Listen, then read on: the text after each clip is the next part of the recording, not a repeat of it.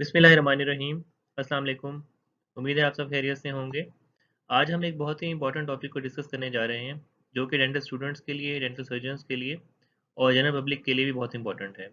आज हम देखेंगे कि अगर छोटे उम्र में छोटे बच्चों में दूध के दांत वक्त से पहले गिर जाएँ, तो उसके क्या नुकसानात हो सकते हैं।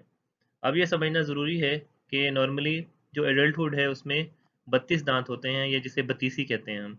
लेकिन जो छोटे बच्चे हैं उनके अंदर दूध के दांत 20 होते हैं। और उसमें जो मोलर्स जो हम कहते हैं बड़े दांत, वो 2 होते हैं, प्रीमोलर्स नहीं होते, और फिर बाकी सामने के दांत हैं। तो ये टोटल मिलाकर 20 दांत हैं। और इसमें जो सबसे आखिरी दांत है, मोलर जिसे कहेंगे, सेकंड मोलर होता है वो। एक फर्स्ट मोलर है, एक सेकंड मोलर है। तो जो सेकंड मोलर है वो बहुत ही इंपॉर्टेंट है, बहुत अहम है। और अगर वो वक्त से पहले गिर जाए तो ज़्यादा नुकसान पैदा हो सकता है, जिसकी वजह से बाकी दांत मुतासिर हो सकते हैं। जो परमानेंट दांत आने हैं उसके पीछे वो मुतासिर हो सकते हैं। तो उसकी वजह से स्माइल भी मुतासिर हो सकती है, और आपके बच्चे में लॉस ऑफ कॉन्फिडेंस भी हो सकता है। और जो फ्यूचर में दांत आने वाले हैं परमानेंट, वो अपनी पोजीशन से हटकर आ सकते हैं, जिसकी वजह से क्राउडिंग हो सकती है, दांत टेढ़े आ सकते हैं, और आगे जाकर ब्रेसेस लगाने भी पड़ सकते हैं। तो हम देखते हैं कैसे आप अपनी स्माइल को सेव कर सकते हैं, बच्चे के कॉन्फिडेंस को, उसकी जो ब्रॉटअप है, उसकी स्कूलिंग है, हर चीज़ उससे मुतासिर हो सकती है अगर उसके दांत खराब आएंगे, कुछ पहले गिर जाएंगे। तो इस चीज़ को हमने आज देखना है। तो हमारा टॉपिक है, what are the clinical implications of the early loss of deciduous second molar in a 4 year old patient. तो नॉर्मली जो बच्चा है उसके जो सेकंड मोलर दांत है, ये तकरीबन 9 से 11 साल की उम्र में जाकर गिरता है। और इसके पीछे फर्स्ट परमानेंट मोलर आता है, जो कि तकरीबन 6 साल की उम्र में ओरल कैविटी में आता है। और उससे पहले कोई दांत नहीं गिरता उस जगह पर फर्स्ट टाइम इरप्ट ही परमानेंट फर्स्ट मोलर होता है। तो नॉर्मल इरप्शन टाइम जो है फर्स्ट परमानेंट मोलर का, वो 6 ईयर है ऑन एन एवरेज। 6 साल में आ सकता है, साढ़े 6 में आ सकता है, साढ़े 5 में भी आ जाता है। और जो नॉर्मल शेडिंग टाइम है सेकंड डेसिडुअस मोलर का, या फिर जो दूध का दांत है सेकंड मोलर, वो 9 से 11 साल है। तो इस दांत को 9 से 11 साल की उम्र तक होना चाहिए ओरल कैविटी के अंदर। इसको सेव रखना चाहिए। अगर कोई इसमें कोई डिके हो जाता है, कोई कैविटी है, तो उसकी फिलिंग करानी चाहिए। तो इसको हर कीमत पे बचाना बहुत ज़रूरी है। और आज हम ये देखेंगे, अगर ये नहीं बच पाया और वक्त से पहले गिर गया 4 साल की उम्र में, 5 साल की उम्र में, तो क्या नुकसानात हो सकते हैं। सिमिलरली क्या होगा, जब ये गिरेगा नॉर्मली, तो इसकी जगह फिर second permanent molar, pre molar आता है, जो कि तकरीबन इसी उम्र में ही 9 से 11 साल की उम्र में आता है। और अगर ये सारा प्रोसेस प्रॉपरली हो, नॉर्मली हो, तो दांत जो आपके हैं वो क्राउडिंग नहीं होती उनमें, वो टेढ़े नहीं निकलते, कोई प्रॉब्लम उसमें नहीं होती। तो जैसे आप देख सकते हैं कि the deciduous second molar is located at the end in primary dentition as the last milk tooth. इसके बैक पर आता है फर्स्ट परमानेंट मोलर, 6 साल की उम्र में, साढ़े 5 या साढ़े 6 की उम्र में ये उसमें आता है। और वक्त से पहले गिर जाए तो फिर इसमें प्रॉब्लम क्या हो सकती है। तो जो अर्ली लॉस है सेकंड डेसिडुअस मोलर का, या दूध का जो दांत है सेकंड मोलर बड़ा, उसके क्या नुकसान हो सकते हैं। अगर वो वक्त से पहले गिर जाए तो उसकी वजह से लॉस ऑफ स्पेस हो सकता है फॉर द सेकंड प्रीमोलर। नीचे दांत बन रहा है जो परमानेंट सेकंड प्रीमोलर, अगर उससे ऊपर वाला दांत वक्त से पहले गिर गया है, तो उसकी वजह से क्या हो सकता है कि हो सकता है आसपास के दांत उसकी जगह ले लें, या वहाँ पर गम जो है वो ठीक हो जाए, तो वो फिर इरप्ट नहीं कर सकेगा। ये चीज़ आप सामने देख सकते हैं कि the first deciduous molar drift distally. Distally का मतलब क्या है कि जो उससे पहले वाला मोलर दांत है, वो बैक की तरफ टिल्ट करना शुरू कर सकता है, वो वहाँ मूव करने की कोशिश करता है, उसको स्पेस मिलती है। तो उसकी वजह से जो नीचे से सेकंड प्रीमोलर बाद में आना है, उसकी स्पेस बंद होना शुरू हो जाएगी। इसी तरीके से जब 6 साल की उम्र में बैक से फर्स्ट परमानेंट मोलर इरप्ट हो गया है, तो उसको भी आगे से स्पेस मिलेगी, तो वो आगे की तरफ टिल्ट करना शुरू हो जाएगा, ड्रिफ्ट करना शुरू हो जाएगा, जिसे हम कहते हैं ड्रिफ्ट जो है वो मीज़िली होना स्टार्ट हो जाती है। उसकी वजह से क्या होगा, जो सेकंड प्रीमोलर बाद में आना है, जो मोलर लॉस हो गया उसके ऊपर, वो स्पेस बंद होना शुरू हो जाएगी। उसके आस-पास के दोनों दाँत उस तरफ मूव करना शुरू हो जाएँगे, और there will be the loss of arch space. और आपका जो दाँत नीचे से आना है प्रीमोलर, वो उस जगह पे इरप्ट नहीं कर सकेगा, और हो सकता है कि वो किसी और साइड से ज़बान वाली तरफ से निकलना शुरू हो जाए। तो उसकी वजह से क्या होगा, फ्यूचर में ब्रेसेस भी लगाने पड़ सकते हैं, और लॉस ऑफ फंक्शन हो जाएगा, चबाना मुश्किल हो जाएगा बच्चे के लिए, और उसके बाकी दाँत भी टेढ़े-मेढ़े हो जाएँगे, क्योंकि एक बैलेंस खत्म हो जाएगा बाकी दाँतों के अंदर। उसके अलावा क्या, there will be the delayed eruption of the second premolar.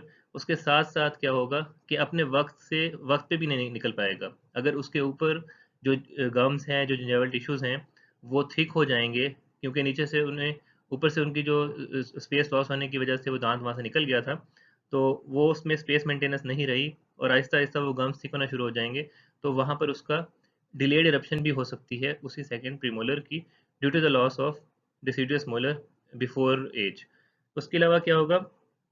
There will be an ectopic eruption of the second premolar due to loss of the erupted path. तो ये मैंने वही बात पहले आपको बताई है कि ज़बान की तरफ से भी जब उसको ऊपर स्पेस नहीं मिलेगी, तो हो सकता है वो ज़बान की तरफ से इरप्ट होना शुरू हो जाए और ये ज़्यादा प्रॉब्लमैटिक है और बाद में आपको फिक्स्ड बेसिस ट्रीटमेंट की तरफ जाना पड़ेगा। और इसी वजह से स्पेस लॉस की वजह से बाकी दांतों को भी अपनी जगह नहीं मिलेगी और हो सकता है फ्यूचर में क्राउडिंग हो जाए और मज़ीद प्रॉब्लम कॉज़ हो जाएँ, फंक्शनली भी हो सकते हैं और उसके स्ट्रक्चरली भी हो सकते हैं।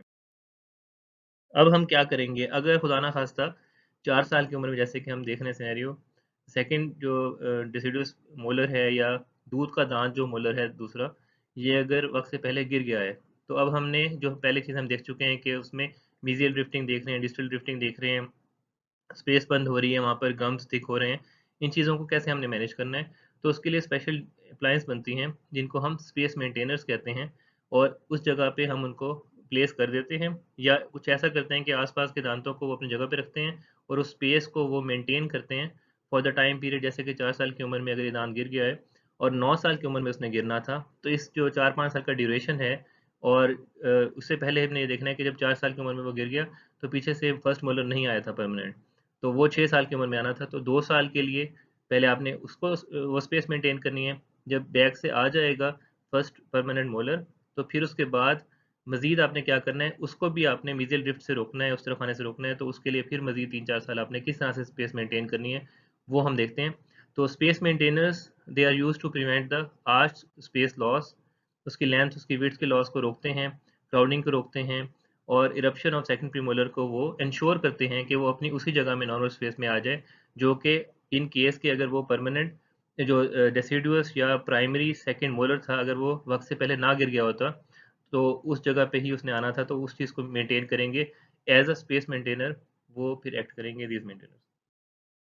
तो कौन से स्पेस मेंटेनर्स जो हैं वो फ़ायदेमंद हो सकते हैं, उसको हम थोड़ा डिस्कस कर लेते हैं। 4 साल की उम्र में जबकि बैक से फर्स्ट परमानेंट मोलर नहीं इरप्ट हुआ, तो उस सूरत में फिक्स्ड डिस्टल शू स्पेस मेंटेनर जो है, ये एक स्पेशल अप्लायंस है जो कि टेक्नीशियंस आपको आपकी इंस्ट्रक्शंस पे बना देंगे। वो इंश्योर करेगा कि जब तक अभी नहीं निकला पीछे से फर्स्ट परमानेंट मोलर, तो ये डिस्टल शू स्पेस मेंटेनर जो हैं, ये उस वक़्त एक्ट करेंगे और स्पेस को मेंटेन करेंगे। उसके अलावा पार्शियल डेंचर्स भी दे सकते हैं और ख़ास तौर पे जो डॉक्यूमेंटेड है कि नाइट टाइम यूज़ के लिए पार्शियल डेंचर्स जो हैं वो बेहतर हैं। उसके अलावा क्या है अगर दोनों साइड्स के आपके जो प्राइमरी फर्स्ट सेकंड जो मोलर्स हैं, जो दूध के दाँत हैं, वो अगर दोनों साइड से गिर गए हैं, जो आपके ओरल कैविटी के, तो उसके लिए बायलैटरल लॉस को रोकने के लिए नैन्स अप्लायंस एक यूज़ कर सकते हैं और 6 साल की उम्र में जब फर्स्ट परमानेंट मोलर इरप्ट हो जाएगा, तो उसके बाद फिक्स्ड डिस्टल शू स्पेस मेंटेनर है, वो आप रिमूव करेंगे। उसकी जगह band and loop space maintainer जो है वो यूज़ कर सकते हैं। उसमें एक बैंड आ जाता है फर्स्ट परमानेंट मोलर के ऊपर और साथ में उसके एक लूप बना होता है जो आपका फर्स्ट डेसिडुअस मोलर है या अगर उस दौरान आपका वो इरप्शन हो जाएगी बाद में प्रीमोलर की, तो उसके साथ वो एक लूप बना देगा मिल के और उसके लूप के दरमियान में वो स्पेस मेंटेन हो जाएगी, जहाँ पर जो सेकंड प्रीमोलर है उसने इरप्ट होना है अपनी स्पेस के अंदर। तो ये तमाम वो मेथड्स हैं जिनको यूज़ करते हुए आप स्पेस को मेंटेन करेंगे और बेहतर तो ये है कि जो एडवाइस है पेरेंट्स के लिए भी और उसके अलावा प्रिवेंटिव डेंटिस्ट जो हैं वो उनको भी चाहिए कि अपने जो भी पेशेंट्स उनके पास आ रहे हैं, जो लोग उनसे एडवाइस ले रहे हैं, उनको ये गाइड करें कि हर लिहाज से बच्चे में ब्रशिंग भी करवाएँ और उनकी ओरल हाइजीन मेंटेन करवाएँ और कोशिश करें कि जो सेकंड डेसिडुअस मोलर हैं और बल्कि तमाम जो प्राइमरी टीथ हैं या मिल्क टीथ हैं, उनको मेंटेन रखें, उनकी ओरल हाइजीन मेंटेनेंस रखें और वक़्त से पहले उनको गिरने ना दें, उनकी सफाई रखें, उसमें कोई ऐसा अमल ना हो जिसकी वजह से उनको निकालना पड़ जाए खुदा ना ख़ास्ता। तो उम्मीद है कि आपको आज की वीडियो पसंद आई होगी। अगर आपको अच्छी लगी है तो इसको लाइक कर दीजिए और कोई अगर आपके ज़हन में सवाल आते हो तो आप कमेंट ज़रूर कर दीजिएगा और हमारे चैनल को भी सब्सक्राइब कर दें ताकि मज़ीद वीडियोज़ आप देख सकें। Thank you very much.